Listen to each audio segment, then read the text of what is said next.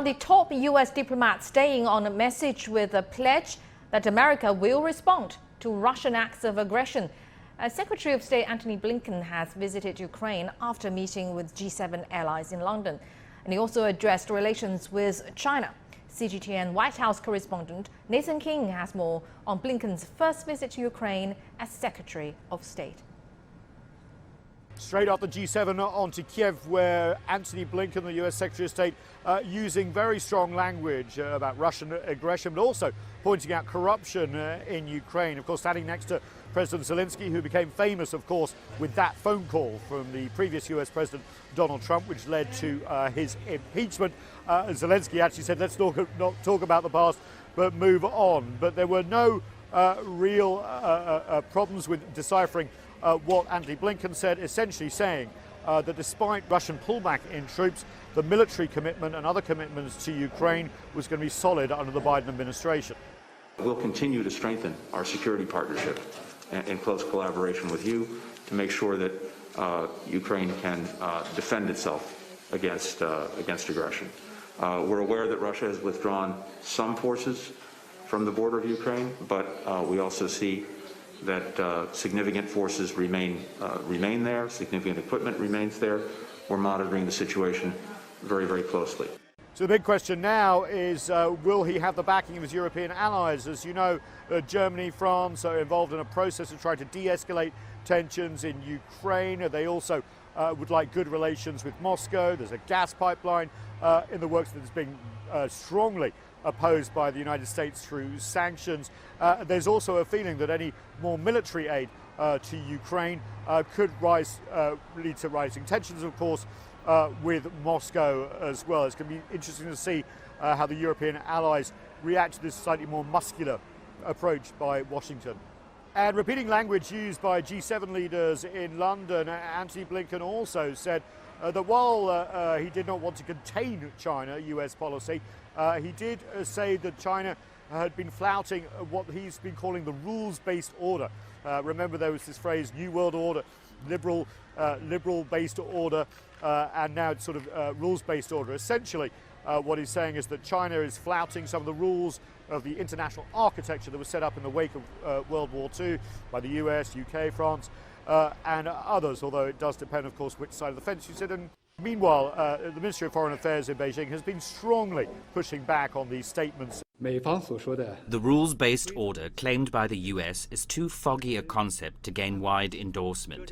If it refers to rules set by the US alone, then it cannot be called international rules, but rather hegemonic rules, which will only be rejected by the whole world.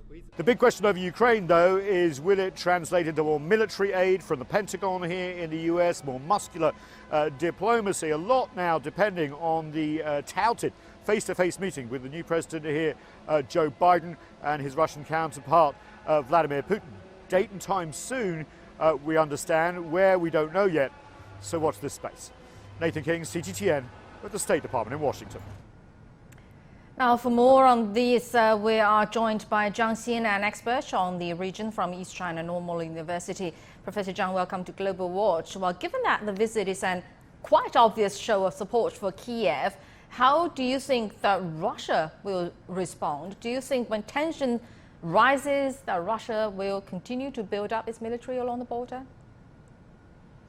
It won't be received very positively from the Russian side for sure. And it's very likely going to put more pressure on the already very constrained, tensious relation between Russia and the United States. Having said that, I doubt that Russian side would make a major military withdrawal of its military from its border with Ukraine. Just like what happened a few days ago, Russia actually started to withdrawing some of its troops from its border, which is an action completely against most Western media and Western think tankers' expectation. This time, I doubted Russia as a sovereign military power will take actions to follow American move in this region. Right, and as what you said, Russia actually temporarily withdrew its military from the border, and the tensions between Ukraine and Russia has eased for a while now. But do you think this obvious attitude of obvious gesture of support from the US will further ignite the tensions? It's possible, but we don't know exactly what the kind of military support that Blinken alluded to yesterday. What these promises are. What kind of military support is the United States determined to provide to Ukraine?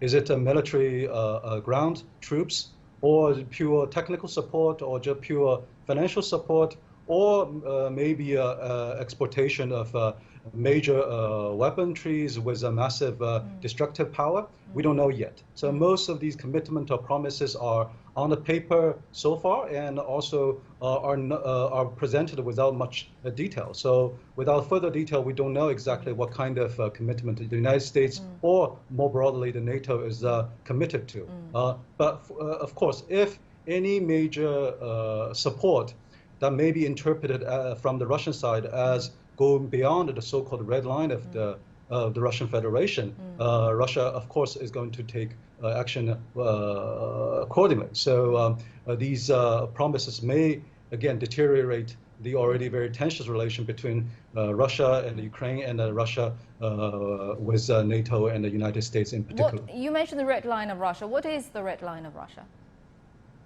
It's actually not specified in any detail by President Putin in his latest Union address.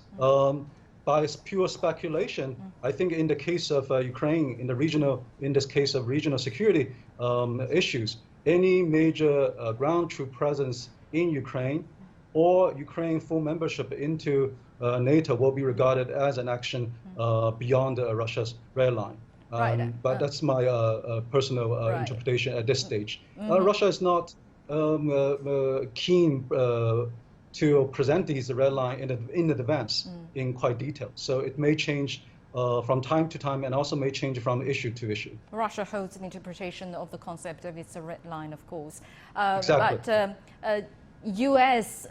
wants to strengthen security, although you said no specific commitment is known yet, but the U.S. wants to strengthen security cooperation and assistance for Ukraine. Actually, that follows last month's imposition of more sanctions against Moscow. What will these set of very different attitudes towards these two countries will impact the whole region?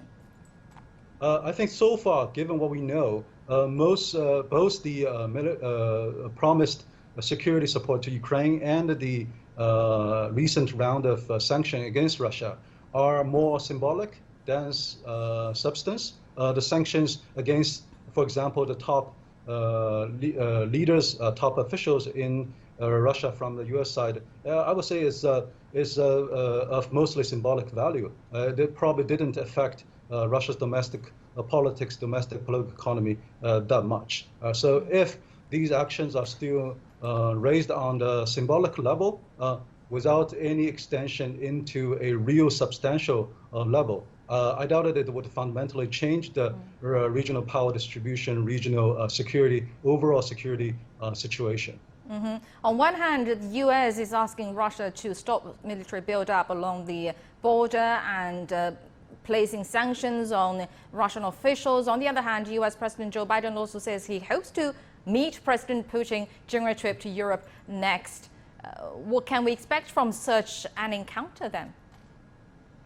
Well, so far, the Russian side has not agreed with the proposed summit in Europe yet.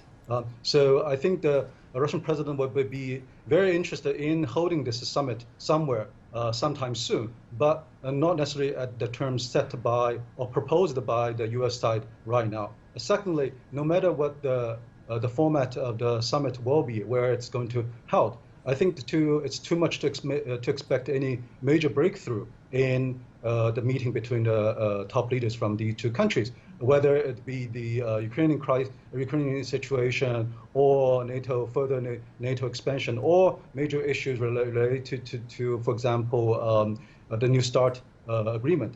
But I think the meeting itself, if it is materialized sometime this summer, will still be a positive step. At least the national leaders of the two sides finally, of these two major powers, finally can meet person to person and reestablish those regularized, institutionalized meeting between the top leaders of the two major powers. I think the meeting itself, no matter in what format, will be a positive step. Anyway, any kind of conversation will be a positive way of solving problems instead of just confrontations. All right, thank you very much, Professor Zhang Xin from East China Normal University. Thank you very much for your insight.